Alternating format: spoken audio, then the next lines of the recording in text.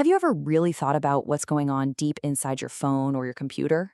It's not magic, not at all. It's actually a masterpiece of software engineering.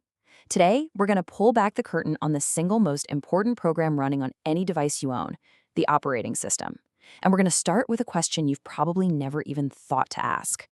It all starts with something so simple. You tap an icon, you click a program. But that one tiny action, it kicks off this incredible chain of events deep within the machine. So what really happens when you open an app?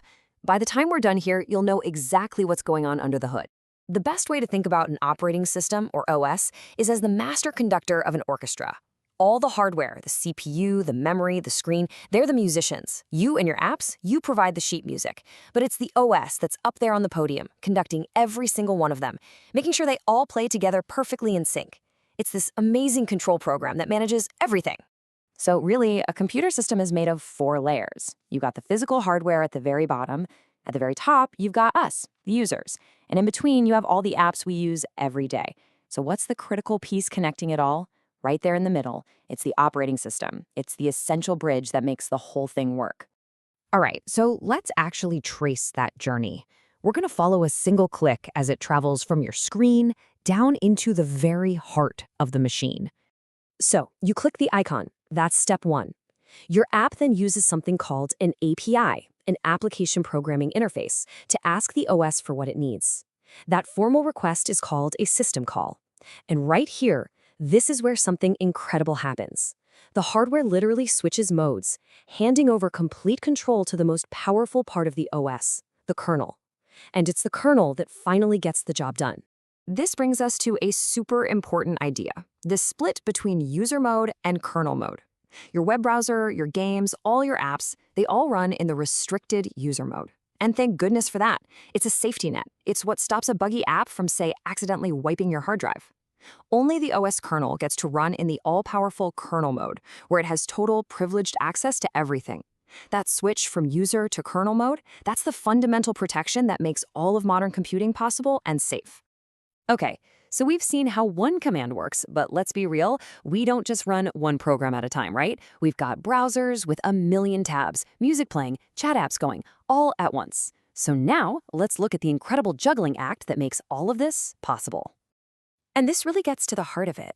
Your computer might have, 4, 8, maybe 16 CPU cores, but you're running hundreds of different tasks at the same time. How does that math even work? It seems impossible, but it's not. The answer lies in understanding the difference between a process and a thread. A process is basically a program that's running. Think of your entire web browser. But inside that one process, there can be dozens, even hundreds of threads. One thread might be drawing this web page on your screen, another is playing a video and another tab, a third is downloading a file. Threads are the small, lightweight, actual units of work that the CPU does. And honestly, multi-threading is a genuine superpower for modern software. It's why an app doesn't just freeze up when it's doing something intensive in the background. It's also way more efficient. Threads inside a process can share memory and resources easily, and they're much cheaper and faster for the OS to create and switch between. And of course, they let a single app spread its work out across all your CPU cores. But this power comes with a huge risk. Okay, let's walk through this carefully. We've got 2 threads trying to change the same number, which starts at 5. Now look, the producer thread reads the value 5 and gets ready to make it 6. But before it can save its work, the OS switches to the consumer thread. It also reads the old value of 5 and gets ready to make it 4. Then the consumer saves its result, making the counter 4. A split second later, the producer finally saves its result, 6, completely overwriting what the consumer just did. The final number is wrong, data gets corrupted. This is called a race condition, and it is an absolute nightmare for programmers. So how do we stop this chaos? Well, this is where the OS's CPU scheduler comes in. It's like a master choreographer, and it is rapidly switching the CPU's attention between all these threads, thousands of times per second. It uses clever tools to make sure that 2 threads don't trip over each other when doing something critical.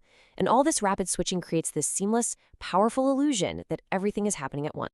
So, the CPU scheduler manages the most precious resource there is, time. But what about all the other stuff? The memory, the files, the printer? Managing those is just as critical.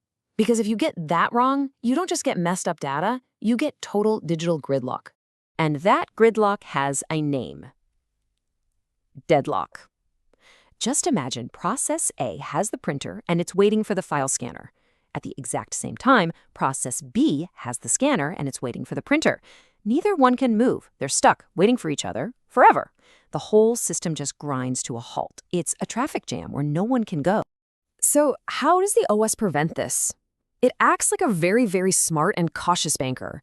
Before it loans out a resource like the printer to a program, it runs a quick simulation to see if granting that request could possibly lead to one of those deadlocks down the road. This whole strategy is famously known as the banker's algorithm. Now, this table might look a little complicated, but the idea behind it is pretty brilliant. The OS is constantly keeping track of what every process has, what it might still need to finish its job, and what resources are still free. By looking at this whole picture, it can figure out if there is a safe sequence, at least one order in which it could let every single process run to completion without anyone getting stuck. If a path like that exists, the system is in what we call a safe state. So here's the bottom line. Before the OS says yes to any request for a resource, it first pretends to say yes, and then it rechecks if the system would still be in a safe state. If granting the request could lead to an unsafe state where a deadlock is possible, the OS just says, nope, not yet, and makes the process wait.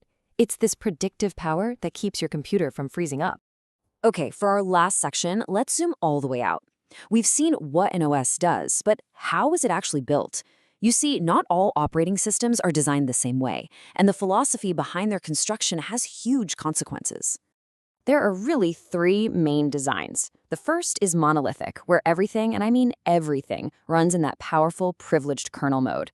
This is super fast, but it means a single bug and a tiny driver can bring down the entire system. The opposite is a microkernel, which keeps the kernel as small as humanly possible and runs most services as normal programs.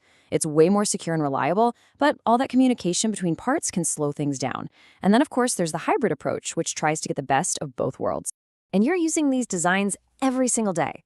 Linux, which is the heart of Android, is monolithic, though it's very modular to keep it stable. Apple's macOS and iOS, they're classic hybrids, built around a microkernel core with lots of other pieces layered on top. And Windows is also a kind of hybrid, mostly monolithic for speed, but with some microkernel ideas to keep things reliable. So there you have it. From that one simple click that travels all the way down into the kernel, to the CPU scheduler that acts like a choreographer for thousands of threads, to the resource manager that acts like a smart banker to prevent gridlock, the operating system really is the invisible genius that makes our entire digital world possible. Which leaves us with one final, fascinating thought. You know, for decades, the OS was the master of a single box on your desk. But today, our computing is spread across massive data centers, tiny smart devices, and billions of phones. So what is the next great challenge? What does the conductor's job become when the orchestra itself spans the entire globe?